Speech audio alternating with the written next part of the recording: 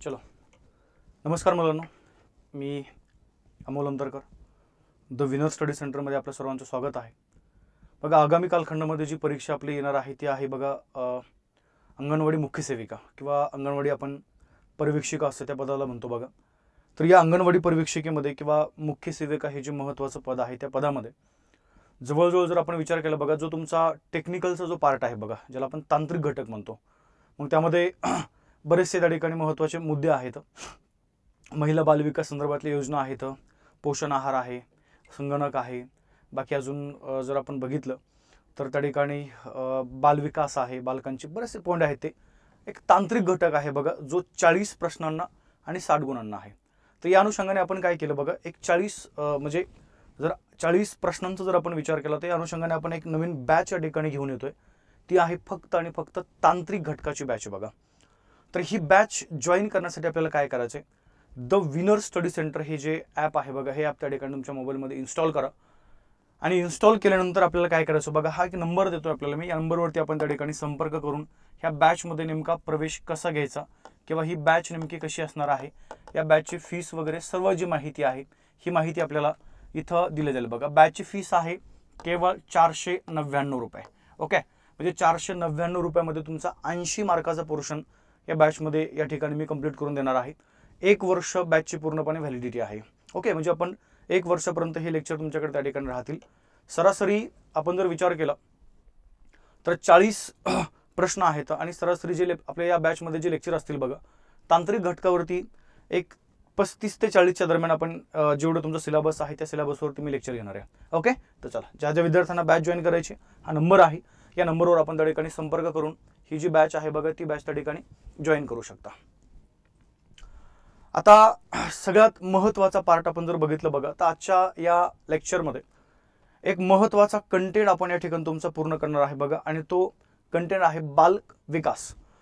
तसा पाठीमागच्या काही लेक्चरमध्ये बघा आपण महिला आणि बालकांसंदर्भातल्या योजना या ठिकाणी अभ्यासलेल्या आहेत।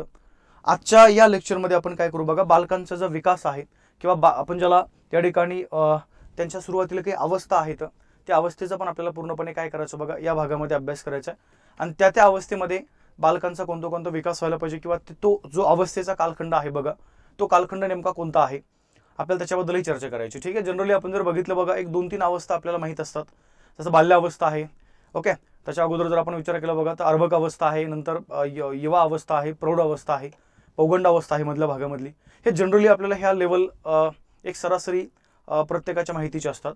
परंतु आपल्याला काय करायचं बघा, प्रॉपर त्या ठिकाणी ह्या अवस्थेचा अभ्यास करायचा आणि त्या अवस्थेमध्ये मग बालक कशा प्रकारचं असते, कशा प्रकारे त्या ठिकाणी त्याच्या बाकीचे अदर ॲक्टिव्हिटीज आहेत, बऱ्याचशा गोष्टी आपण काय करू बघा, ह्या बाल विकासामध्ये या ठिकाणी समजून घेण्याचा प्रयत्न करूया।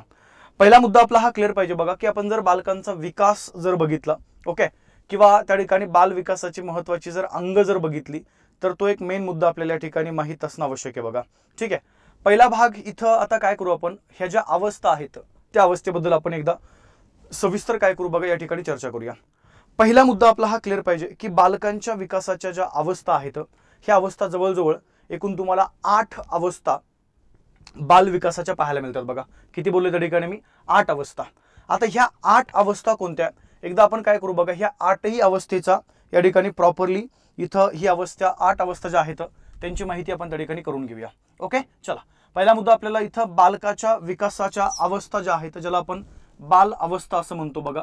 सरळ ह्या बाल अवस्था ज्या आहेत ह्या बाल अवस्था आपल्याला क्लिअर पाहिजेत। आणि एकूण त्या ठिकाणी अवस्था तुमच्या किती आहेत बघा, 8 अवस्था ह्या बालकाच्या असतात। मग या अवस्थेमध्ये बालक म्हणण्यापेक्षा आता पूर्णपणे त्यातला काही कालखंड हा बालकाचा असतो, काही कालखंड त्या ठिकाणी युवा अवस्थेमधला आहे, काही कालखंड त्या ठिकाणी प्रौढ अवस्थेमधला आहे, असा पूर्णपणे हा कालखंड आहे बघा। त्यातली पहिली जर अवस्था आपण जर बघितली तर पहिली अवस्था सर्वांनी या ठिकाणी लक्षात ठेवायचं बघा, ती अवस्था आहे सरळ त्या ठिकाणी प्रसूतीपूर्व अवस्था। काय बोललो मी, प्रसूतीपूर्व अवस्था ही एक त्या ठिकाणी महत्त्वाची अवस्था आपल्याला या ठिकाणी पाहायला मिळते। एकदा आपण अवस्था सगळ्या क्लिअर करून घेऊया। ठीक आहे, प्रसूतीपूर्व ही अवस्था आहे, ही आपल्यासाठी सगळ्यात या ठिकाणी महत्त्वाची आहे बघा। ठीक आहे, त्यानंतर 2 नंबर जर आपण बघितलं बघा, ठीक आहे, आता प्रसूतीपूर्व अवस्था जर आपण बघितलं तर या प्रसूतीपूर्व अवस्थेचा जो कालखंड आहे बघा, गर्भधारणेपासून तर जन्म ही त्या ठिकाणी काय बघा, त्या प्रसूतीपूर्व या ठिकाणी ही अवस्था असते। ठीक आहे, त्याच्यानंतर जर आपण बघितलं बघा, प्रसूतीपूर्व अवस्थेच्या नंतर पुढची जी अवस्था आहे त्या अवस्थेला आपण या ठिकाणी अर्भक अवस्था असं नाव देऊया. काय बोललो बघा, अर्भक अवस्था. याचे पण पुन्हा काही प्रकार आहेत, आपण बोलू त्या ठिकाणी. परंतु प्रसूतीपूर्व अवस्थेचा कालखंड सरळ सरळ गर्भधारणेपासून, काय बोललो मी, गर्भधारणेपासून ते लक्षात ठेव चला कुठपर्यंत आहे बघा, हा त्या बालकाच्या जन्मापर्यंत आहे. ओके, गर्भधारणेपासून तर आपण डायरेक्ट जन्मापर्यंत म्हणूया. हा आहे बघा इथं पहिली अवस्था असते, जिला आपण प्रसूतीपूर्व अवस्था म्हणतो. त्यानंतर बघा, जर आपण अर्भक अवस्था इथं जर विचार केला तर अर्भक अवस्था ही सरळ सरळ लक्षात ठेव चला जन्मापासून आपण म्हणूया. काय बोललो मी, जन्मापासून ते इथं तुम्हाला डायरेक्ट 2 वर्षापर्यंत पाहायला मिळते. अजून एक लक्षात ठेव चला बरं का, म्हणजे याच्यामध्ये पण पुन्हा प्रकार आहेत. नवजात अर्भक आहे, पुढच्या भागामध्ये अर्भक अवस्था आहे प्रॉपरली. जर तुम्ही नवजात अवस्था जर बघितली बघा तर त्यातले प्रकार तुम्हाला मी पुढे सांगून देईल. परंतु नवजात अवस्था जी आहे त्याचा पण कालखंड म्हणजे 0 ते डायरेक्ट 15 दिवसापर्यंतचा आहे. ओके, मग अर्भक अवस्था आहे 15 दिवस ते पुन्हा त्या ठिकाणी 18 महिने. आणि त्याच्या पुढे जर तुम्ही गेले बघा, एक शौशा अवस्था आहे 18 महिने ते 24 महिने. म्हणजे असा हा पूर्णपणे 2 वर्षाचा कालखंड आहे. फायनली जन्मापासून ते त्या ठिकाणी काय बघा 2 वर्षापर्यंत इथं बालकाची अवस्था असते, जिचं नाव लक्षात ठेव चला अर्भक अवस्था. आता या तिसऱ्या अवस्थेकडे, ठीक आहे, प्रसूतीपूर्व झाली, त्यानंतर अर्भक अवस्था आपली या ठिकाणी झालेली आहे. त्याच्यानंतर पुढची जी अवस्था आहे बघा, त्या अवस्थेचं नाव लक्षात ठेव चला पूर्व बाल्य अवस्था. काय बोललो मी, पूर्व. आणि त्यानंतर आहे बघा उत्तर बाल्य अवस्था. ह्या 2 अवस्था आहेत. सरळ सरळ आपण याला नाव देऊया पूर्व बाल्य अवस्था. पूर्व बाल्य अवस्था ही एक आपल्याला या ठिकाणी माहित पाहिजे. आणि सेकंड आहे बघा, जिचं नाव लक्षात ठेव चला उत्तर बाल्य अवस्था. आता वास्तविकतेमध्ये आपण जर फायनली जर बघितलं तर बाल्य अवस्था जी आहे, बाल्य अवस्था बोलतोय, त्या अवस्थेचा कालखंड असतो बघा 2 वर्ष ते डायरेक्ट 12 वर्षापर्यंत. कधी कधी तुम्हाला हा एकूण टाइम टेबल विचारला जातो बघा, म्हणजे एकूण हे जो वर्ष आहेत ते विचारले जातात. 0 ते 12 वर्ष बाल्यावस्था. परंतु त्याच्यामध्ये जर आपण बघितलं बघा तर ही जी पूर्व बाल्यावस्था आहे, ही पूर्व बाल्यावस्था लक्षात ठेव चला 2 वर्ष ते 6 वर्षापर्यंत आपल्याला पूर्णपणे या ठिकाणी ही पूर्व बाल्यावस्था पाहायला मिळते.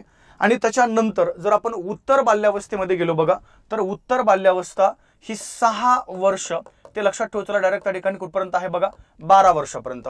म्हणजे हे जे बाल्य अवस्था आहेत पूर्व आणि उत्तर यांचा आपल्याला कालखंड पूर्णपणे या ठिकाणी माहित असणं आवश्यक आहे.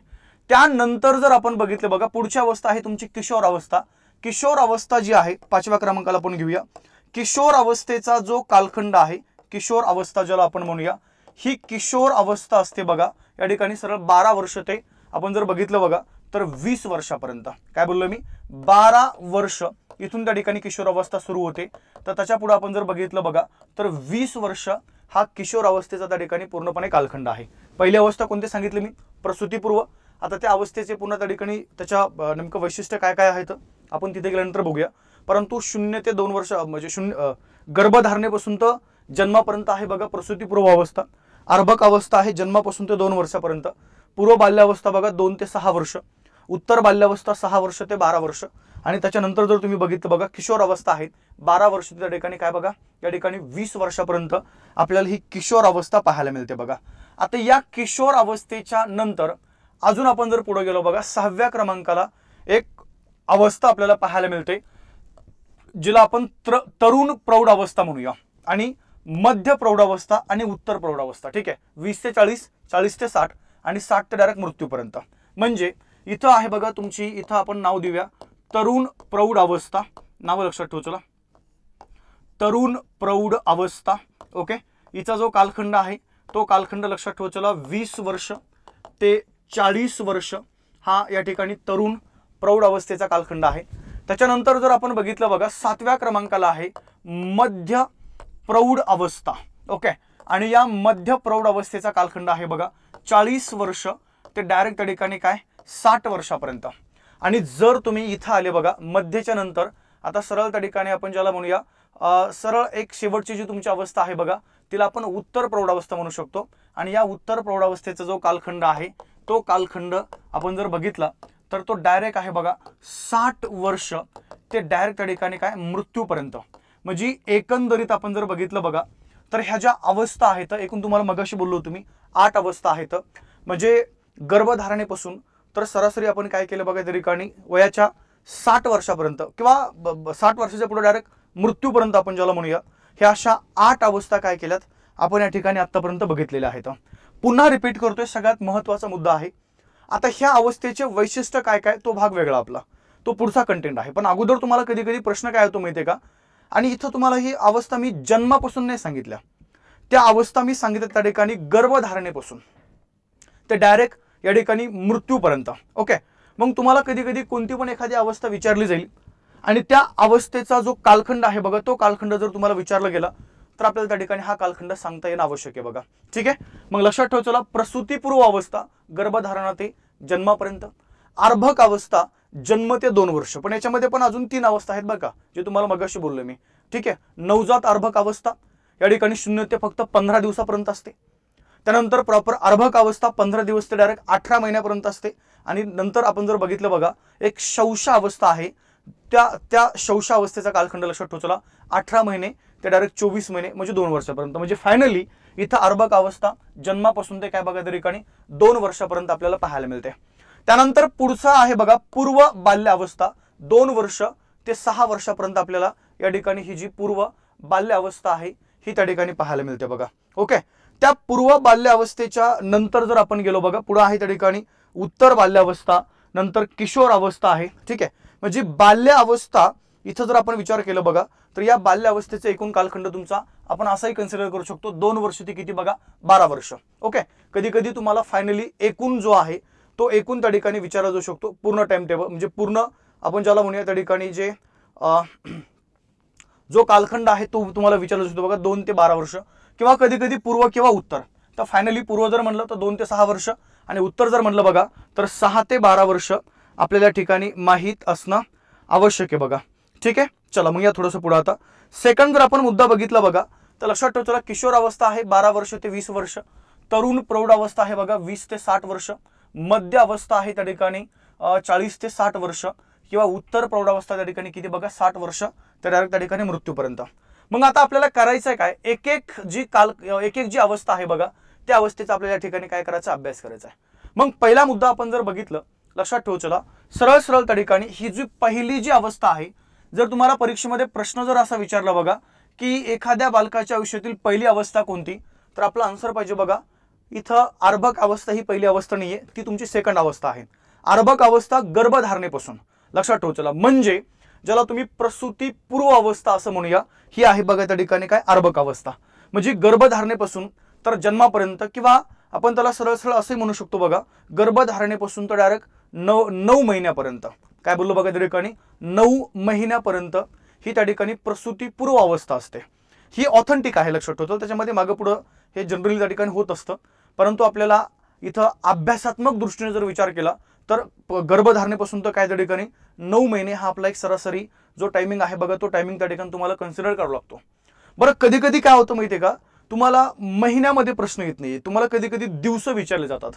मग आता जनरली लक्षात ठेवू, चला बघा, जर 9 महिने जर आपण हा पूर्णपणे तो गर्भधारणेचा जर कालखंड जर बघितला तर 9 महिने सरासरी आपण एका महिन्यामध्ये 30 जर दिवस पकडले तर टेंटेटिव्ह काय करा बघा 9 त्रिक 27 म्हणजे 270 दिवस हा काय बघा या ठिकाणी प्रसूती पूर्व अवस्थेचा जो कालखंड आहे बघा, तो कालखंड त्या ठिकाणी आपल्याला पाहायला मिळतो. ठीक आहे, मग आता या अवस्थेचे वैशिष्ट्य नेमका काय काय आहेत, तर पहिलं वैशिष्ट्य जर आपण बघितलं बघा तर ह्या प्रसूतीपूर्व अवस्थेमध्ये या ठिकाणी जे अर्भक आहे बघा, आता अर्भक आपण त्याला म्हणू शकत नाही, एक सिंपल पेशी आपण ज्याला म्हणूया. ओके, एक सिंपल जी पेशी आहे बघा सेल्स, या पेशीचं रूपांतर डायरेक्ट काय होतं त्या ठिकाणी एक छोट्याशा बाळामध्ये होतं, आणि या आपण ज्याला हा जो काही मोठा कालखंड आहे बघा, मग या कालखंडालाच तुम्हाला त्या ठिकाणी काय म्हणायचंय, या ठिकाणी सरळ सरळ प्रसूतीपूर्व अवस्था असं म्हणायचंय बघा. कधी कधी असाही प्रश्न विचारला जाऊ शकतो की एका पेशीचं रूपांतर बाळामध्ये होतं, हे खालीलपैकी विकासाच्या कोणत्या अवस्थेमध्ये येतं, तर आपला आन्सर पाहिजे बघा हे त्या ठिकाणी प्रसूतीपूर्व अवस्थेमध्ये. ठीक आहे, म्हणजे गर्भधारणेपासून तर बाळाच्या जन्मापर्यंत म्हणजे 0 दिवसापासून तर लक्षात ठेवू, चला या ठिकाणी सरळ सरळ 270 दिवसापर्यंत. आता त्याच्यानंतर जर आपण बघितलं बघा सेकंड जी अवस्था आहे त्या अवस्थेचं नाव लक्षात ठेवू, चला आपण ज्याला म्हणूया या ठिकाणी अर्भक अवस्था. आता 2 मिनिटं माझ्या बोलण्याकडे या ठिकाणी लक्ष द्या बघा, हा सगळ्यात महत्त्वाचा पॉईंट आहे. जर आपण अर्भक अवस्थेबद्दल जर इथं बोलतोय तर जी अर्भक अवस्था आहे बघा, ही अर्भक अवस्था एकूण 3 भागामध्ये काय झाले इथं विभागली गेली बघा। किती भागामध्ये? 3 भागामध्ये। मग त्यातली पहिली जी आहे ही पहिली लक्षात ठेवू चला, ती आहे बघा नवजात अर्भक अवस्था। काय बोललोय मी? नवजात अर्भक अवस्था ही त्या ठिकाणी सरळ सरळ पहिला भाग आहे तो। मग आता जर तुम्ही या नवजात अर्भक अवस्थेचा जर कालखंड जर बघितला तर कालखंड आहे बघा। आता पहिला मुद्दा मी तुम्हाला मगाशी काय बोललोय, प्रसूतीपूर्व अवस्था डायरेक्ट जन्मापर्यंत आहे। मग आता त्या बालकाचा जन्म झाला, कन्सिडर करा, ओके। मग आता जन्मापासून काय बोललोय बघा, जन्मापासून ते डायरेक्ट लक्षात ठेवू बघा 15 दिवसापर्यंत। प्रॉपर आपले हे दिवस आपल्याला व्यवस्थित माहित असणं आवश्यक आहे बघा। जन्मापासून ते काय त्या ठिकाणी डायरेक्ट 15 दिवसापर्यंत जो कालखंड आहे त्या कालखंडाला तुम्हाला एक नाव द्यायचे आणि ते नाव बघा त्या ठिकाणी नवजात अर्भक अवस्था। त्याच्यानंतर जर आपण बघितलं बघा पुढची आहे या ठिकाणी प्रॉपर अर्भक अवस्था आपण ज्याला म्हणूया। मग आता ह्या अर्भक अवस्थेचा जो कालखंड आहे, या अर्भक अवस्थेचा कालखंड 15 दिवसाच्या नंतर सुरू होतो, ते डायरेक्ट लक्षात ठेवू चला, तो आहे बघा 18 महिन्यापर्यंत। आणि याच कालखंडाला खऱ्या अर्थानं समायोजन कालखंड किंवा असहाय्यतेचा कालखंड असं बोललं जातं बघा। कारण की या ड्युरेशन मध्ये तसा पुढचा हा पूर्णपणे जो अर्भक अवस्थेचा कालखंड आहे बघा, हा कालखंड त्या ठिकाणी सरळ जन्मापासून ते डायरेक्ट त्या ठिकाणी काय बघा 2 वर्षापर्यंत असतो। परंतु खऱ्या अर्थानं बालक जे समायोजन करतं, समायोजन म्हणजे बघा भोवतालचं जे वातावरण आहे किंवा जशी परिस्थिती आहे त्या परिस्थितीला अनुसरून काय करतं बघा, किंवा त्या परिस्थितीशी ते समायोजन करण्याचा प्रयत्न करतं। म्हणजे त्या परिस्थितीशी कुठेतरी त्या ठिकाणी आपण ज्याला म्हणूया मॅच होण्याचा प्रयत्न जे बालक करत असतं बघा। आणि ह्या कालखंड त्या बालकासाठी खूप असहाय्य असतो। म्हणजे जसं बघा आपल्याकडे आता ऋतूनुसार आपण जर बघितलं तर हवामान बदलत जाते, बरोबर आहे की नाही? पावसाळ्यामध्ये त्या ठिकाणी पाऊस आहे, उन्हाळ्यामध्ये उष्णता जास्त असते, हिवाळ्यामध्ये थंडी जास्त असते। पण ह्या बालकाचा जर आपण विचार केला बघा तर गर्भधारणेपासून तर त्या जन्मापर्यंत ह्या बालकाला आईच्या गर्भामध्ये बघा पूर्णपणे त्या ठिकाणी आपल्याला म्हणूया उबदार वातावरण मिळालेलं असतं, ओके। परंतु ज्यावेळेस हे गर्भ सोडून बाहेर येतं, म्हणजे ज्यावेळेस त्याचा जन्म होतो त्यावेळेस त्याला काय करावं लागतं बघा, या ठिकाणी वातावरणाशी पहिलं त्याला समायोजन करावं लागतं आणि हे पूर्णपणे समायोजन हे त्याच्या अर्भक अवस्थेमध्ये होत असतं बघा। म्हणून या अर्भक अवस्थेला आपण त्या ठिकाणी समायोजनाचा कालखंड असं पण बोलू शकतो बघा। काय बोललो मी? समायोजनाची अवस्था किंवा समायोजनाचा कालखंड। किंवा अजून एक भाग लक्षात ठेवा चला, कधी कधी काय होतं माहिती का, ह्या कालखंडामध्ये हे समायोजन करणं बालकाला खूप असहाय्य होऊन जातं बघा। म्हणून लक्षात ठेवा चला, अजून जर तुम्ही त्या ठिकाणी हे जर आपण अजून जर थोडंसं डीपमध्ये जर गेलो तर अर्भक अवस्थेमध्ये जे छोटे बालक असतात बघा हे जास्त त्या ठिकाणी रडत असतात बघा। रडण्याचं कारणच ते आहे की ज्यावेळेस त्यांना हे समायोजन असहाय्य होतं त्यावेळेस त्याच्याकडे ऑप्शन एकच आहे, ते लक्षात ठेवा चला, काय बघा, रडणे, ओके। आणि म्हणून ह्या कालखंडाला अजून एक नाव तुम्हाला द्यायचंय आणि ते नाव आहे बघा असहाय्यतेचा कालखंड। काय बोललोय? असहाय्यतेचा कालखंड जो आहे तो जर कोणता असेल तर लक्षात ठेवा चला बघा, ही अर्भक अवस्थेचा हा कालखंड आहे, ठीक आहे। चला मग अर्भक अवस्था 15 ते 18 महिने आणि त्याच्या पुढे जर आपण गेले बघा तर ही आहे त्या ठिकाणी शौशा अवस्था। आणि या शौशा अवस्थेचा कालखंड जर आपण बघितला तर हा आहे बघा सरळ सरळ लक्षात ठेवा चला 18 महिने ते डायरेक्ट 24 महिन्यापर्यंत, म्हणजे सरासरी 2 महिन्यापर्यंत, 2 वर्षापर्यंत, ओके। म्हणजे पूर्णपणे काय झालंय, ह्या 3 अवस्था ह्या अर्भक अवस्थेमध्ये या ठिकाणी आपल्याला मोडताना पाहायला मिळतील बघा। नवजात अर्भक अवस्था, अर्भक अवस्था आणि डायरेक्ट पुढची त्या ठिकाणी कोणती आहे बघा, मी तुम्हाला सांगितलेली शौशा अवस्था। ह्या कालखंडाला समायोजनाचा कालखंड किंवा असहाय्यतेचा कालखंड आपल्याला इथं म्हणावं लागतं बघा, ठीक आहे। आणि याच कालखंडामध्ये बालक काय करतं बघा, एक छोट्या मोठ्या गोष्टी ज्या असतात त्या ठिकाणी शिकायला सुरुवात करतं। जसं बघा छोटं मोठं बोलणं असेल, बरोबर आहे की नाही? किंवा बघा तुम्ही ह्या कालखंडामधले जे बालक आहेत हे थोडंफार आपण ज्याला म्हणूया सभोवतालच्या परिस्थितीला रिस्पॉन्स देण्याचा काय करतात बघा त्या ठिकाणी प्रयत्न करतात। आणि छोटे मोठे शब्द असतात ते उच्चारण्याचा प्रयत्न करतात, जसं मम्मी आहे, पप्पा आहे, बरोबर आहे की नाही, मामा वगैरे हे जे शब्द आहेत हे शब्द त्या ठिकाणी काय होतं बघा, या कालखंडामधले जे बालक आहेत हे उच्चारण्याचा प्रयत्न करतात। अजून एक भाग याच कालखंडामध्ये बालक जसं आपण म्हणूया गुडघ्यावरती रांगणं आहे किंवा पायावरती चालणं आहे, हे सिंपलशी जे कौशल्य आहेत बघा, हे कौशल्य पण त्या ठिकाणी जे बालक आहे हे या कालखंडामध्ये आपल्याला शिकताना पाहायला मिळतं बघा। त्याच्यानंतर पुढचा जो कालखंड आहे, पुढचा कालखंड लक्षात ठेवा चला, तो आहे बघा पूर्व बाल्यावस्था। आता पूर्व बाल्यावस्था मी तुम्हाला मगाशी सांगितलेली आहे, ही आहे बघा 2 वर्ष तर ते लक्षात ठेवा चला 6 वर्षापर्यंत। काय बोललो मी? 2 वर्ष ते 6 वर्षापर्यंत आपण ज्याला म्हणूया हा कालखंड जर पूर्णपणे जर कोणता असेल तर तो लक्षात ठेवचला तो आहे बघा या ठिकाणी पूर्व बाल्यावस्था। आता या अवस्थेमध्ये एक तर पहिला मुद्दा एक लक्षात ठेवचला बघा, बालक पूर्णपणे आत्मकेंद्री बनतं बघा। आता आत्मकेंद्री म्हणजे काय, या कालखंडामध्ये त्या बालकाला इतकी क्युरियोसिटी असते की पुढे काय अजून, आणि हे बालक काय करतं माहिती का, या कालखंडामध्ये म्हणजे पूर्व बाल्यावस्थेमध्ये सरळ सरळ लक्षात ठेवचला बघा, एखादा विषय जो आहे किंवा एखादा बाब जी आहे बघा, त्या बाबीची किंवा त्या कंटेंटची माहिती जी आहे ती त्या ठिकाणी मिळवण्याचा भरपूर प्रयत्न करतं बघा। आणि मग कधी कधी त्याला माहिती मिळते किंवा कधी कधी त्या ठिकाणी त्याला माहिती मिळत नाहीये, मग ती माहिती मिळण्यासाठी ते बालक आपण ज्याला म्हणूया फुल ॲक्टिव्ह होत असतं, म्हणून लक्षात ठेवचला। आणि जर ती नाही मिळाली तर ते बालक आपण ज्याला म्हणूया एक शांत बसतं, म्हणजेच लक्षात ठेवचला याला या कालखंडामध्ये काय होतं बघा, त्या बालकाचा जो स्वभाव आहे हा पूर्णपणे त्या ठिकाणी कसा बनतो बघा, आत्मकेंद्री बनतो। दुसरा भाग लक्षात ठेवचला, ती माहिती जर त्याला मिळाली तर एकदम उत्साही आपण ज्याला म्हणूया, ओके, एनर्जेटिक एक स्वभाव आपण ज्याला म्हणूया, हा त्या ठिकाणी कोणता आहे बघा, पूर्व बाल्यावस्थेचा आहे। ओके, आता पूर्व बाल्यावस्था संपल्यानंतर पुढचा जो तुमचा कालखंड आहे बघा, तो लक्षात ठेवचला, ज्याला आपण त्या ठिकाणी म्हणूया उत्तर बाल्यावस्था। बऱ्याचदा कधी कधी काय होतं माहिती आहे का, ह्या पूर्व बाल्यावस्थेच्या शेवटच्या टप्प्यामध्ये म्हणजे 6 वर्ष संपण्याच्या त्या दरम्यान ते बालक हळूहळू आपण ज्याला म्हणूया शाळेमध्ये जायला सुरुवात करतं बघा, बरोबर आहे की नाही, शाळेमध्ये।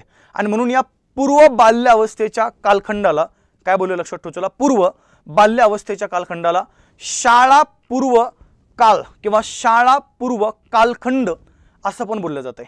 काय बोलते माझ्या बोलण्याकडे लक्ष द्या, ही जी पूर्व बाल्यावस्था आहे बघा, या पूर्व बाल्यावस्थेला शाळा पूर्व कालखंड असंही बोललं जातंय, शाळा पूर्व कालखंड। ठीक आहे, शाळेत जातं किंवा आपण ज्याला म्हणूया अंगणवाडी आहे, ओके, किंवा छोटे मोठे आता ज्याला आपण म्हणूया छोटे मोठे जे स्कूल आहेत, ओके, नर्सरी वगैरे, त्यामध्ये हे बालक काय होतं बघा त्या ठिकाणी जायला सुरुवात करतं। म्हणजे शाळा पूर्व कालखंड जर कोणता असेल तर तो आहे बघा या ठिकाणी पूर्व बाल्य अवस्थेचा कालखंड। त्यानंतर जर आपण बघितलं बघा, सेकंड आहे तुमची उत्तर बाल्यावस्था, 6 वर्ष ते 12 वर्ष। ओके, इथं जर आपण बघितलं बघा तर सरळ सरळ लक्षात ठेवचला, इथं जर आपण बघितलं तर या कालखंडामध्ये त्या बालकामध्ये बरेचसे बदल घडून येतात। पहिला बदल हा त्या ठिकाणी शारीरिक बदल असतो बघा, हा एक आपल्याला त्या ठिकाणी सांगावा लागणार आहे।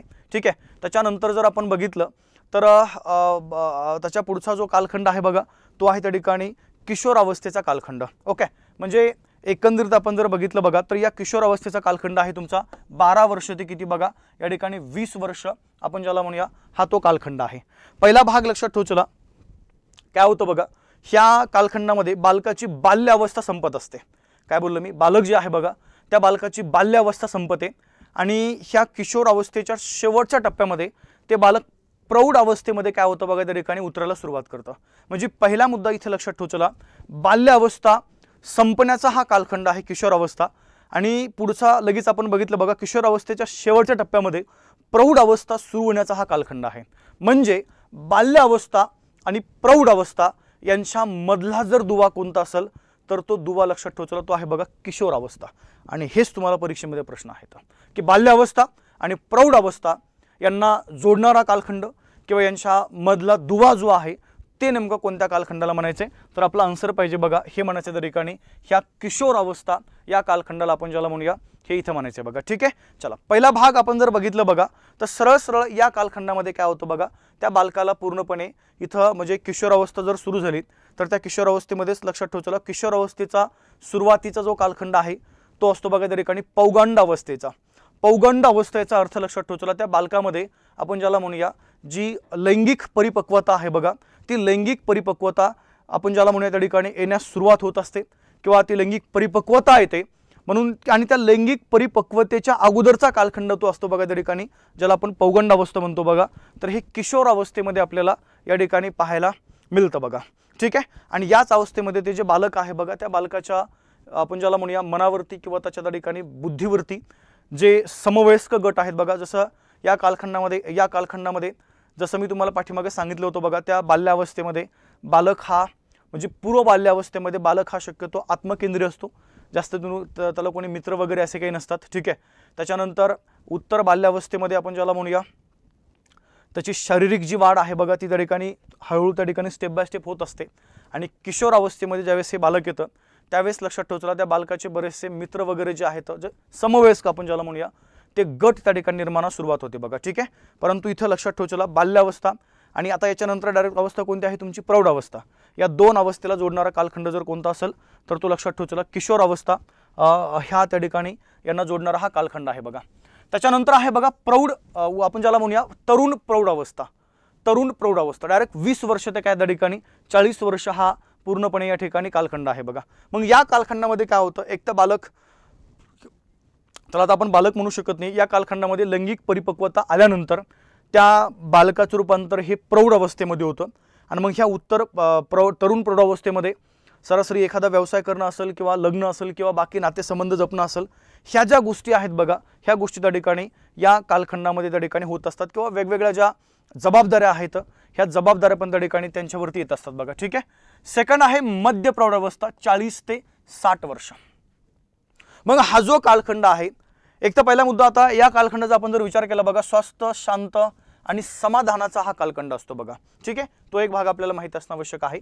त्याच्यानंतर मध्य प्रौढ अवस्था जी आहे, कधी कधी काय होतं माहिती आहे का, लक्षात ठेवा चला, तर तरुण प्रौढ अवस्थेमध्ये या ठिकाणी बऱ्याचशा ज्या व्यवसाय आहे, लग्न आहे, बाकी इतर ज्या गोष्टी आहेत बघा, ठीक आहे, ह्या कालखंडामध्ये त्या ठिकाणी ते बालक करत असतं। आणि त्याच्यानंतर जर आपण बघितलं तर हा जो कालखंड आहे, या कालखंडानंतर पुढचा तुमचा कोणता कालखंड होतो बघा, सुरू होतो त्या ठिकाणी मध्य प्रौढ अवस्था।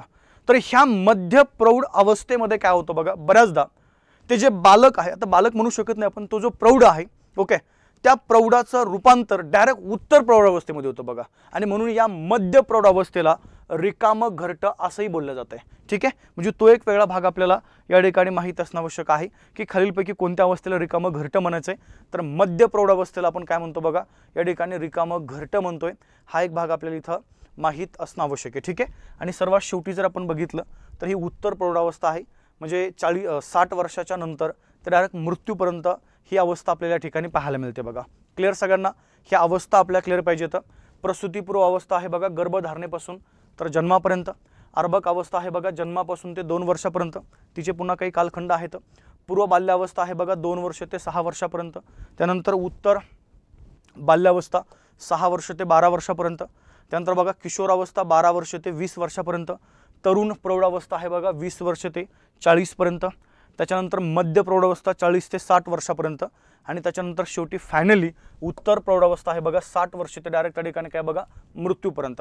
त्याच्यानंतर आहे बघा बालकांच्या गरजा। आता एकंदरीत आपण जर बघितलं बघा, सरळ सरळ त्या ठिकाणी बालकांच्या काही गरजा आहेत, परंतु ह्या गरजेचा आपल्याला अभ्यास करायचा आहे। या ठिकाणी एक महत्त्वाचे व्यक्ती आहेत बघा, त्यांचं नाव लक्षात ठेवा चला, ज्याला आपण त्या ठिकाणी मॅस्लो म्हणूया। ठीक आहे, एक मॅस्लो नावाचे त्या ठिकाणी शास्त्रज्ञ होऊन गेले। त्यांनी काय केलं बघा, या ठिकाणी सरळ काही जी गरजा आहे बघा, त्या गरजाची एक श्रेणी आपण ज्याला म्हणूया ही त्या ठिकाणी बनवलेली आहे बघा। ठीक आहे, त्यातली सर्वात आपण ज्याला ही चढता क्रम आहे, खालून आपण त्या ठिकाणी वरती सुरू करूया। ठीक आहे, पहिली गरज आहे बघा जैविक व शारीरिक गरज। काय बोललो मी, पहिली गरज त्या ठिकाणी कोणती आहे, जैविक व शारीरिक गरज आहे। मग जीवनाच्या मूलभूत गरजा या कालखंडामध्ये आहेत। मग तसं बघा अन्न, पाणी, निवारा, झोप वगैरे, ठीक आहे, लैंगिक गरज वगैरे या कालखंडामध्ये आहे। त्याच्यानंतर जर आपण बघितलं बघा, दुसरी असते त्या ठिकाणी सुरक्षिततेच्या गरजा। मग यामध्ये संरक्षण आहे, सुव्यवस्था आहे, कायदा आहे, मर्यादा आहे, स्थिरता आहे, हा त्या ठिकाणी सेकंड गरज आहे बघा। त्याच्यानंतर सरळ सरळ जर आपण बघितलं बघा, तद्भाविता आणि प्रेमाची गरज असते बघा। त्याच्यानंतर कुटुंब, माया, नातेसंबंध, कार्यगट हा एक त्या ठिकाणी याच्यामध्ये येऊन जातं। त्यानंतर बघा आदराची गरज असते, संपादन, मान्यतेचा दर्जा, जबाबदारी, कीर्ती याच्यामध्ये येऊन जाते। बोधात्मक गरज म्हणजे ज्ञान, अर्थ, स्व, जीवन याच्यामध्ये येऊन जातं बघा। सौंदर्य दृष्टीची गरज, सौंदर्य, समतोल, स्वरूप आहे। आत्मविष्काराची गरज, वैयक्तिक वाढ, स्वसमाधान आणि सर्वात शेवटी आहे बघा श्रेष्ठत्वाची गरज। याच्यामध्ये मग इतरांना आत्मभान आणण्यास त्या ठिकाणी मदत करणे। ओके, म्हणजे आपण जर बघितलं बघा, हे जे मॅस्लो आहे ते यांनी काय केलं, गरजांची एक श्रेणी या ठिकाणी बनवलेली आहे। आणि या श्रेणीमध्ये आपण जर बघितलं बघा, सर्वात पहिलं आहे शारीरिक, जैविक व शारीरिक गरज आहे, सुरक्षिततेची गरज आहे, तद्भाविता किंवा प्रेमाची गरज आहे बघा, आदराची गरज असते, बोधात्मक गरज आहे, सौंदर्य दृष्टीची गरज आहे, आत्मविष्काराची गरज आहे आणि सर्वात शेवटी जर आपण बघितलं बघा तर श्रेष्ठत्वाची गरज। तर अशा प्रकारे या ठिकाणी ही मॅस्लोची गरजेची श्रेणी काय करा या ठिकाणी आपल्याला माहीत असणं आवश्यक आहे। आता याच्यामध्ये तेच सांगितलं बघा, शारीरिक गरजामध्ये पहिली असते बघा या ठिकाणी अन्न। त्याच्यावर बोलण्यासारखं काही जास्त नाही आहे, अन्न आहे, वस्त्र आहे, निवारा आहे, आरोग्य आहे। त्याच्यानंतर बघा मानसिक व सामाजिक गरजा, याच्यामध्ये समाजाकडनं किंवा आपण ज्याला म्हणूया त्या ठिकाणी कोणत्या कोणत्या गोष्टीची गरज आहे बघा, जसं प्रेम वात्सल्य आहे. ओके, त्याच्यानंतर लक्षात ठेव चला तद्भाविता आहे बघा, म्हणजे प्रत्येकाच्या आयुष्यात आपण आहोत. ओके, किंवा लक्षात ठेव चला आपले कोणीतरी आहे. काय बोललो लक्षात ठेव चला, प्रत्येकाच्या आयुष्यामध्ये आपण आहोत किंवा आपल्या आयुष्यामध्ये कोणीतरी आहे, याची एक स्थिती किंवा याची एक आपण ज्याला म्हणूया जी गरज असते बघा, त्याला आपण त्या ठिकाणी तद्भाविताची गरज म्हणतो. त्यानंतर खेळ आहे, स्वीकार आहे, सुरक्षितता आहे, समवयस्क गट आहेत. ह्या मेन गरजा आहेत.